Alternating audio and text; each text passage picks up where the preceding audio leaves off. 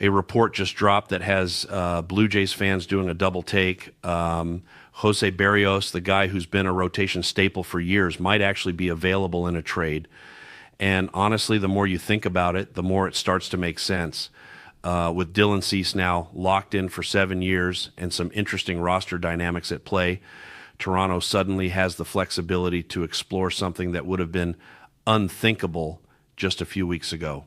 Ben Nicholson-Smith went on J.D. Bunkis' podcast and said he's heard the Blue Jays would at least listen to offers involving Jose Berrios. Now, listening doesn't mean they're actively shopping him, but it means his name is going to come up in conversations. And here's what makes this timing so interesting. We're hearing these rumblings about 2 weeks before the winter meetings. That's not a coincidence. If a trade was going to happen, the winter meetings would be the most likely place for it to go down.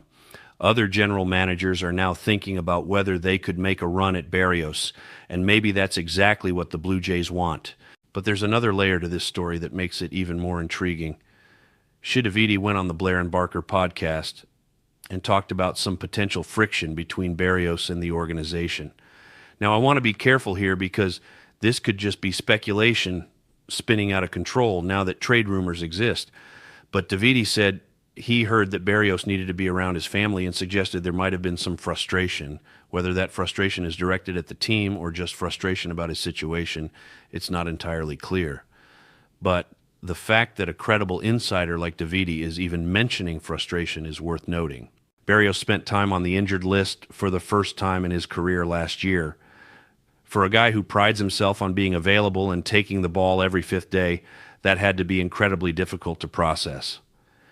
Davidi pointed out that Berrios has a high pain threshold and a high determination level, so not being able to pitch would have been really tough on him.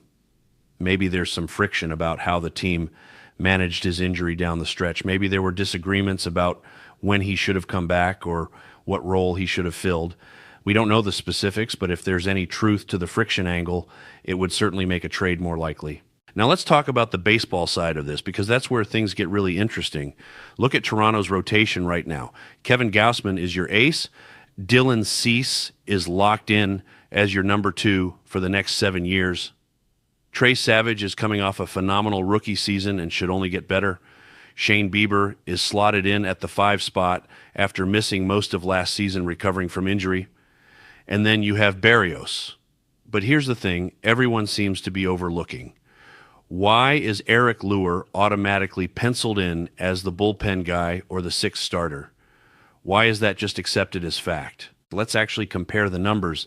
Berrios threw more innings and made more starts, but Luer was legitimately phenomenal last year. He went 9-2 with an ERA that was literally a full run better than Berrios. Yeah, Luer only started half as many games because he was used out of the bullpen for stretches, but when he did pitch, he was outstanding. I'm not saying Luer is definitively better than Berrios going forward, but why are we just assuming Berrios deserves that rotation spot more than Luer does? That seems like outdated thinking based on what Berrios has been rather than what both guys showed us last year. And here's another factor that matters. Berrios has 1 more year left on his deal, then he has a player opt out. If he pitches well in 2026, he's probably opting out to test free agency. So you're potentially looking at just 1 more year of control. Meanwhile, Luer is younger and under team control longer.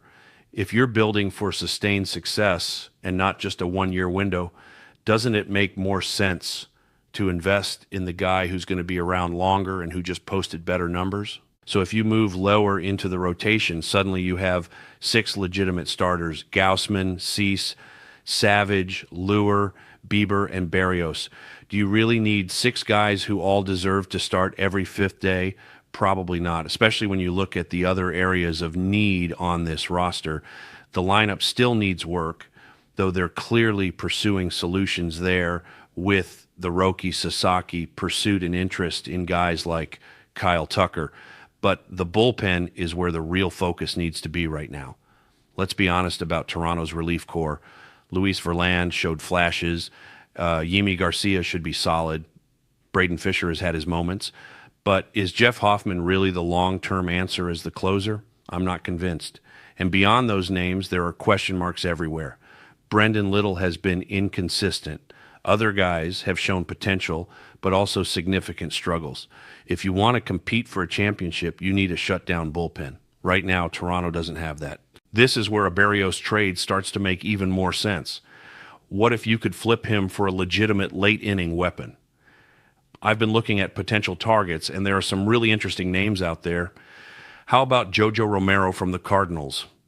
He's 29 years old with 1 year left on his deal. Last season, he posted a 2.07 ERA across 61 innings with 55 strikeouts. He wasn't the closer in St. Louis, but he was absolutely dominant in high-leverage situations. A guy like that could immediately upgrade Toronto's bullpen. Or what about Carlos Estevez from Kansas City? This one really jumped out at me. Estevez saved 42 games last year with a 2.45 ERA. 42 saves. That's not just closer material. That's elite closer material. He's also got 1 year left on his deal before hitting free agency. Could Toronto convince Kansas City to part with their closer in exchange for a quality starter like Berrios? It's not crazy. The Royals might value the rotation stability more than the bullpen arm, especially if they think they can find another closer cheaper.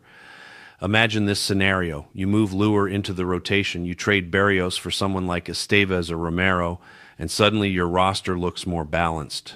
Your rotation is still deep with Gausman, Cease, Savage, Lure, and Bieber. Your bullpen now has a legitimate weapon at the back end, and you've addressed a position of need without gutting your farm system or spending massive money in free agency. But here's the key. You cannot force this. The Blue Jays are in a position of strength here. They don't need to trade Berrios. Walking into the season with 6 solid starters isn't a bad problem to have. Injuries happen, guys struggle, and having that depth could be invaluable over a 162-game season.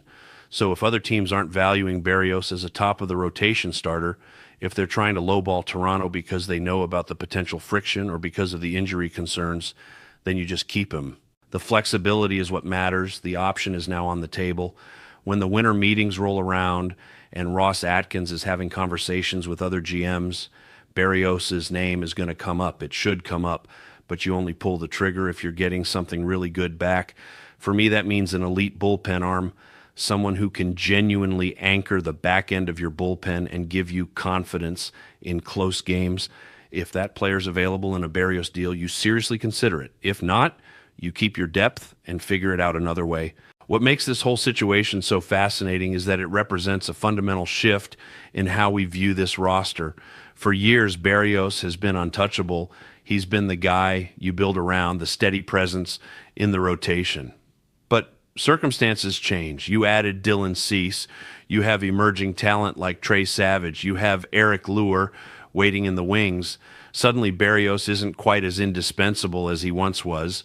That doesn't mean he's not valuable. It just means Toronto has options they didn't have before. The next few weeks are going to be crucial. The winter meetings will tell us a lot about whether this is serious or just background noise. But one thing is clear.